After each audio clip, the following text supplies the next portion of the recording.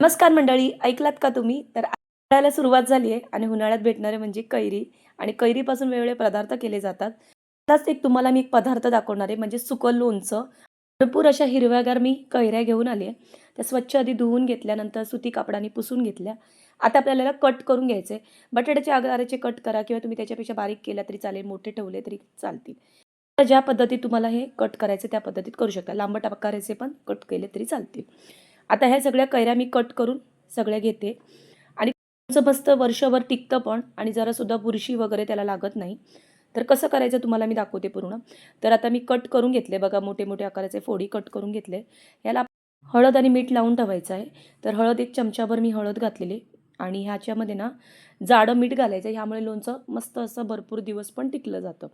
आता हे मीठ आणि हळद आपण लावून ठेवायचं आहे. हे बघा अशा पद्धतीमध्ये एकत्र करून घ्यायचं आहे आणि आपण हे झाकण लावून एक दिवस आपण साईडला ठेवून द्यायचं आहे.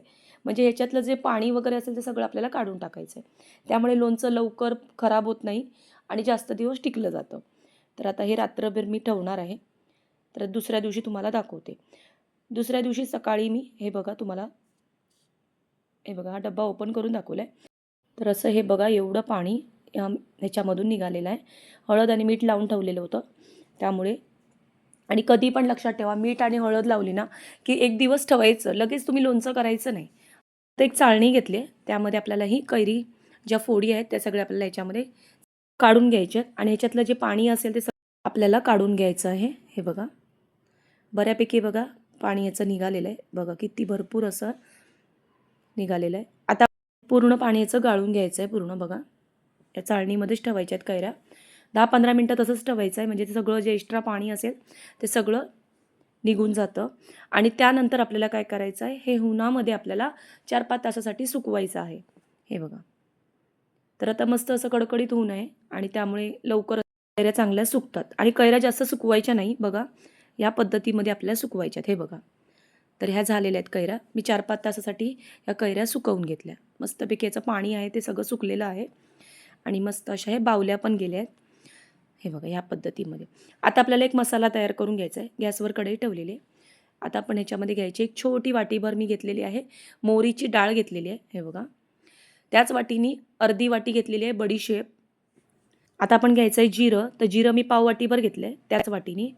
1 चमचाभर आपल्याला ओवा घालायचा आहे. 1 चमचाभर मी मेथी घातली. तुम्ही 2 चमचे घातले तरी काही हरकत नाही आहे. 1 चमचाभर मी कलोंजीसुद्धा घातलेली आहे. आता त्याच्यामध्ये मी लवंग आणि काळी मिरीसुद्धा घातलेले आहेत. सगळं आता आपल्याला हे मिक्स करून घ्यायचं आहे. व्यवस्थित आपल्याला भाजून घ्यायचं आहे. हे बघा. गॅसवर हे भाजून घ्यायचं आहे म्हणजे करपवायचं नाही, फक्त परतून घ्यायचं आहे जरासं.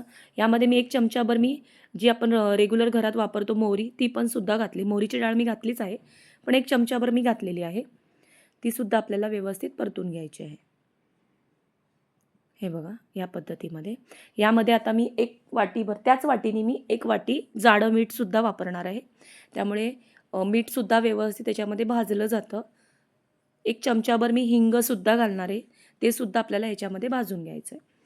म्हणजे सगळ्या वस्तू जर व्यवस्थित भाजल्या गेल्या ना, की त्यामुळे लोणचं खराब होत नाही.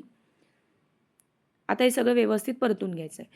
त्यामध्ये ना तुम्ही 1 वाटीभर धनेसुद्धा घालायचे आहेत, पण धने माझ्याकडे नव्हते, म्हणून मी धना पावडर घालणार आहे नंतर 1 वाटीभर. तर हे बघा. तर तुमच्याकडे जर धने असेल अख्खे, तर तुम्ही 1 वाटीभर धने घालायचे. मी 1 वाटीभर धना पावडर घातलेली आहे. गॅस बंद केलेला आहे. नाहीतर धना पावडर करपू शकते.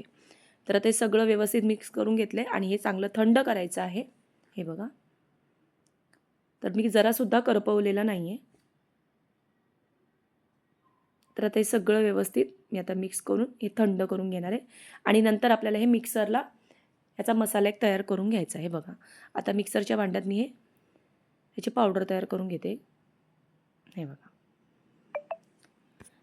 तर आता हा सगळा मसाला मी तयार करून घेते. त्याच कढईमध्ये मी हा मसाला थोडा घालणार आहे. पूर्ण लागणार नाही आहे. जेवढा लागेल तेवढाच आपण घ्यायचा आहे. नंतर आपण कधी लोणचं करणार त्यामध्ये तुम्ही घालू शकता हा मसाला. गॅसवर मी तेलसुद्धा गरम करून ठेवलं होतं.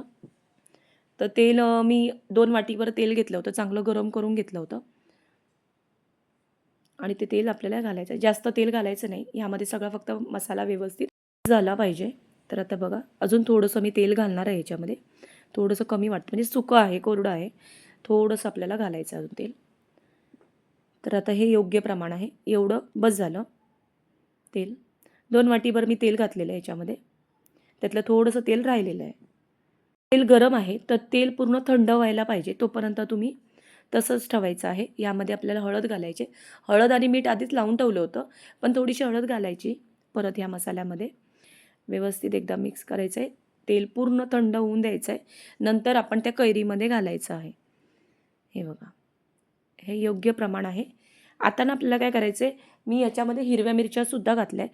हिरव्या मिरच्या मी कट करून त्याच्यानंतर मी थोड्या सुकवल्या, म्हणजे थोडंसं 10 मिनिटासाठी उन्हात ठेवल्या होत्या. म्हणजे जे काही पाणी वगैरे असेल ते सगळं सुकून जाईल. मसाल्यामध्ये आपल्याला ह्या मिरच्या घालायच्या आहेत. तेल चांगलं थंड झालेलं आहे. आता आपण हे सगळं जो मसाला तो तेलामध्ये मिक्स केला होता, तो आपण ह्या कैरीमध्ये घालून घ्यायचा आहे. हे बघा, कैऱ्यासुद्धा चांगल्या सुकलेल्या आहेत. हे बघा ह्या पद्धती. आता हे लोणचं चांगलं मुरायला पाहिजे. तर हे सगळं असं मसाला वगैरे एकत्र केल्यानंतर लगेच कधीही लोणचं आहे ना बरणीत भरायचं नाही. तर चांगलं ना असं हे मिक्स करायचं आणि ह्या बाऊलमध्येच तुम्ही ठेवून द्यायचं. ज्या बाऊलमध्ये करणार तुम्ही कधी किंवा कुठल्याही ह्याच्यात तुम्ही करणार. फक्त जर्मनचं भांडं वापरायचं नाही. असं प्लास्टिकचं भांडं किंवा स्टीलचं असेल तर चालेल. तर त्यामध्ये आपल्याला हे ठेवायचं 1 दिवस, 2 दिवस ठेवायचं. चांगलं ऊन म्हणजे तुम्ही त्याला वरती सुती कापड बांधून ना उन्हात ठेवायचं. त्यामुळे चांगलं व्यवस्थित हे लोणचं ना मिक्स होतं. मसाला वगैरे व्यवस्थित लागतो. 2 दिवसानंतर ना चांगलं हे आपण काचेच्या बरणीत किंवा चिनी मातीचं जर भांडं असेल ना, त्याच्यात तुम्ही भरून ठेवायचं आहे. तर आता हे लोणचं तयार आहे. आता 2-3 दिवस मी असंच ह्या बाउलमध्ये ठेवणार. नंतर मी हे भरणार आहे. पण तुम्हाला दाखवायसाठी म्हणून मी एका बाउलमध्ये काढून तुम्हाला दाखवते. मस्त असं हे छान लोणचं आहे. मिरची वगैरे घातल्यामुळे याला तिखटपणा वगैरे नंतर येणार. लगेच तुम्ही खाल्लात तर ते लोणचाला एवढी चव लागणार नाही. तुम्ही थोड्या दिवसांनी त्याला ते चांगलं मुरलं जातं लोणचं आणि एक नंबर चवीला होतं. तर नक्की या पद्धतीमध्ये तुम्ही लोणचं करा. तुम्हाला हे लोणचं नक्की आवडेल आणि एकदा करा बघा, वर्षभर अजिबात लोणचं तुमचं खराब होणार नाही. आवडलं तर नक्कीच माझ्या मालवणी ज्योती किचनला तुम्ही सबस्क्राईब करा, लाईक करा आणि शेअर करा. चला भेटूया आपण पुढच्या अशाच नवनवीन रेसिपीमध्ये. धन्यवाद.